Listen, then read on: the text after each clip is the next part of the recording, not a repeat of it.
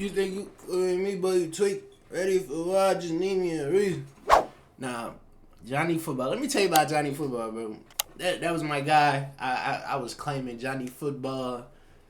Probably up, but I'm still claiming Johnny Football, but I ain't around as much people. But probably until like my senior year, I was. But like, all you hear me say is Johnny Manziel, or that's all you hear me say, bro. Then how I found Johnny Football, bro. I was a kid. I was literally a kid, staying up all night. Woke up middle of the night.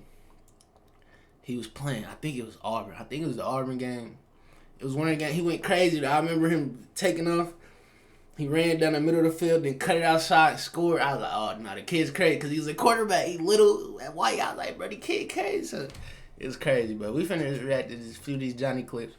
Johnny Manziel and Club Shay talking about the Drake curse, because Drake really be out here making folks fold. Drake, come on, dog. You be making folks fold, dog. So we got to see what Johnny got to say, because, like, you didn't curse me, my dog, you feel? Nah, I'm saying I'm playing, but Drake really be out here cursing you. Drake does a song, Draft Day. What was it like to hear Drake mention you in a song? Draft Day. And what was it like Johnny hanging out with Manziel. Drake? He's one of the biggest celebs in the world. And here's a college kid, a young college kid that's hanging out with him. Yeah, I remember when I went to Toronto for the first time and my mom called me and I could hear the worry in her voice. Where are you? Toronto? Canada? You even have a passport? I'm like, yeah, I took it from the safe last week when I came by the house. So, like, my relationship with Drake is one that changed my life for the better forever, still to this day. Talk to me. You know, a Drake, pillar. one thing I will say about Drake, though, pure good guy. Pure good guy, good intention. Like, you could tell bro's a cool guy. Like, he got money, he can't control his money, he can't control it, you feel me? He's one of them. He just of my life. And from the first day I met him, the first day we talked, our relationship has been pretty constant. And he rides for me as hard as anybody ever has in my life. And I'm thankful for him. I appreciate him. Mm-hmm. And, you know, I try to let him know whenever I'm with him how much his relationship means to me, mm-hmm. and how much our friendship means. And, like, it's the coolest thing in the world to me, from that kid in Kerrville, Texas, to be able to sit there and walk out on the draft, Radio City Music Hall, and there ain't no song playing that you like. It's my song about the day that's happening now. Draft day. Johnny Manziel. Chills. Right. But what do you think when people say, man, Drake cursed you? Because, you know, there's this thing that say that Drake has a curse, that anybody that's doing well, if Drake all of a sudden likes him, they're going to lose. Who believes in curses like that? That guy's the most positive energy, great aura. Yeah, I'm saying he a good guy. Maybe he picks wrong sometimes in the teams or whatever right. it is, or his bets, but that's his life, mm-hmm. right? There is no curse. Right. That's to each his own. You know, if I handle my business in the proper way, I make him proud. Right. Word. Right? He Our got relationship ball don't lie changes. tatted on his like, hand. Johnny's a baller, dog. That's Johnny Football, man. That's Mr. Curse? Football, Right. dog. That's to he each his own. Ball don't you know, lie I tatted handle on my his hand, dog. Come on, gang. That's a baller, dog. business in the proper way. I make That's him my proud. guy. Right. Right? Our relationship changes. There's a lot of people that I let down. And I truly feel like him and LeBron at a point in time were people that I really, really let down. You mentioned that that LeBron and Mab, you signed with LeBron and Mab, and there are people saying... I thought he was finna take over in them Browns, bro. Because, bro, this was Johnny Football, bro. Y'all got to remember, this is Johnny Football, man. Like, bro was Himothy. Like, bro, I told y'all how I first seen him, bro. I woke up middle of the night. Bro was playing, going crazy. I'm like, bro is going crazy, dog. I'm a kid. On my top bunk bed in the apartment. I remember this in the room alone, dark. Johnny Manziel will be bigger. Stayed up the whole night that night, I think. And I think I was playing Madden. I think that's what I was. Than LeBron James in Cleveland. I think that person is Skip Bayless. Bigger than you signed with LeBron and Mab, and there are people saying Johnny Manziel will be bigger than LeBron James in Cleveland. I think that person is Skip Bayless.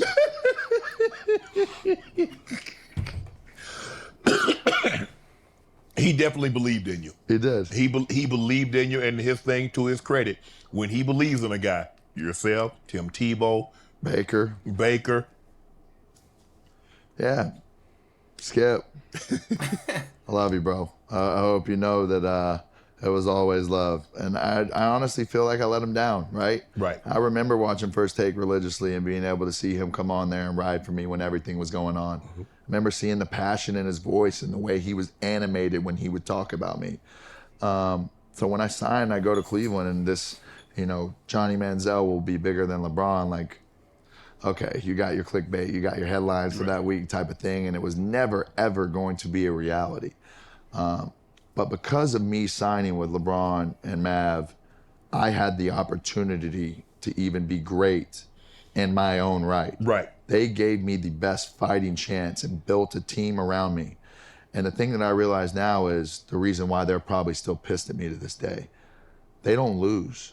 They don't bet on anything that's not a sure thing.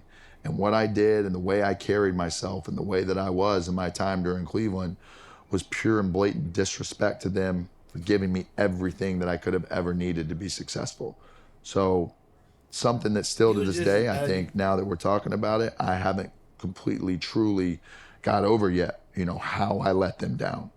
And I remember, this is how bad. About Johnny, though, he didn't get a second chance, huh? He went to the NFL blackballed him. He had to go to the CFL. I don't think he didn't get another NFL squad to rock with him. That's crazy to me. How off I was whenever I was in Cleveland.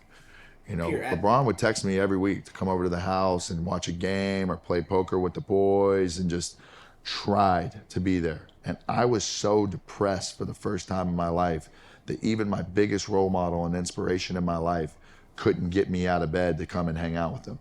Wow. When I went to the Cavs games, I was in, I was out. I didn't really grasp and latch on to him in a way that I should have. And he tries to take me under his wing, right? And I'm just kind of nudging it away because of where my mental is and being just fully depressed in where I was in my life.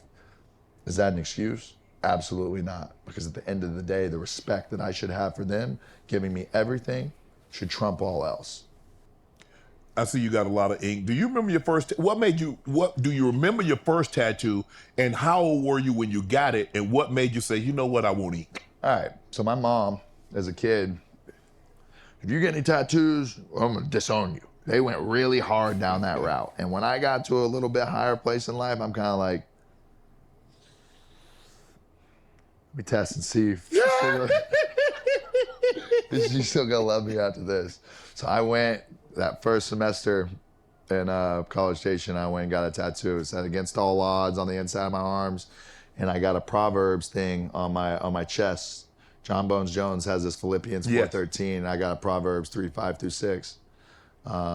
Trust in the Lord with all your heart and lean not on your own understanding. In all your ways submit to Him, and He will make your path straight. And I got that. And I remember going to the lake house 6 months later, and my mom was like, "Why are you jumping in the lake with your shirt on?" What you got going on, Johnny? It's nothing. Finally, she's like, "Take your shirt off." And I'm like, all right, moment of truth. She took it pretty good for what I expected, to be honest. She kind of just went back in the house, and now we're at the point where my dad's starting to get some tattoos, and you influenced him. I think I had a little bit of an input in that. I think I've had an input in his. I noticed that a lot of people, especially, I mean, not just be racist, but a lot of older white gentlemen, they wait till they get older, and then they start getting crazy pieces. They get a dragon. They get crazy pieces. That's so crazy. It's weird. But mind shift. I guess it's they found their life, so it's I guess I can get tatted now. See that if I can go through what I've been through and still be sitting here today with the attitude and the outlook on life that I have, I truly feel that anybody can. And my dad's had his flaws in life, my mom as well, and we all do as human beings. But it's about never giving up, and it's about keep going is the mantra and mindset that I use. Keep going. God only gives the toughest test in life to people that can truly handle it. Soldiers. So a lot of mine was self-inflicted, but I feel to a point today that I'm here for a better purpose. for a bigger purpose. Maybe being a Hall of Fame NFL football player was not what I was meant to be in life. And I'm okay with that. Right? I'm okay with continuing to grow as a man and figure out exactly what makes me tick, what my new passions are in life, and what my new like goals are and where I want to go. And the shame that I have for letting guys down like Cedric Aboye and like Jake Matthews and Mike Evans is the same shame that I carry with me to this day about letting down Joe Thomas as a guy who's in the end of his Hall of Fame career and is looking for somebody to come in and lead this team, and then you get me. It's tough, you know. It's embarrassing. Nah, that's It's bad. embarrassing to have been the guy that have let down some overall really great athletes of my time and of my generation. Something I carry hopefully with my head high right now, but at the same time, internally, I know it eats me alive because they did more for me than I gave in return to them. And what a shallow, kind of selfish way of life that I was living at that point in time. And I have a lot of regret. Like, I regret wasting a couple of Joe Thomas's last years in Cleveland. I regret disrespecting LeBron and not taking advantage of that situation. Not making sure what it meant to me. Showing him that I give a fuck enough to just do what's right, to listen to Mav and listen to the team they built around me. You know, it fucks me up that I messed up our second year at Texas A&M and we went 7-4 or whatever, because that was our chance to win a national title. You had a monster game against Duke. Had a cool game against Duke. One that was like a legendary kind of tale on it, but like I almost wish to this day that we lost that game because I would have came back. Right. So us having that legendary run against a bowl game that's kind of like, kind of wish we would have lost because then I would have came back with a vengeance. And I probably wouldn't have got drafted because I would have gotten in trouble. Right. But it doesn't sit right with me, certain things. And those are three things. How you know he's gonna get How I wasted my 2013 season, how I treated the legends in that building in Cleveland, and how I treated LeBron and Mav. And, you know, from there I can even take it a step further and say in 2016, I don't think I treated Drake the way that I should have with representing the clothes that I was wearing and his OVO brand and his label and everything. You know, at that point in time, I was so selfish that I was dragging everybody that was tied to me through the mud. Now it's regret. I'm not harboring on this in any kind of way. I'm just calling it exactly what it is in the way that I feel about it. And, you know, I owe those people an apology. And hopefully one day down the line, I'll be able to have the opportunity as a man to be able to look them in the eye and be able to do that. As we sit here today, how is Johnny Manziel doing? Probably the happiest I've ever been in my life. And I think I went through a period of time after the documentary came out where I maybe acted a little bit like I did in the past. And it's easy to let ego and fame and stuff kind of creep back in. And what I've done now since really, you know, December-ish, you know, it's new, 3 months, but I've insulated myself in a way with a team that I can trust, people that I love, that are doing nothing but looking out for my best wishes, best regards. They know me. They're not letting me cheat. They're holding me accountable. And it's not gonna happen overnight.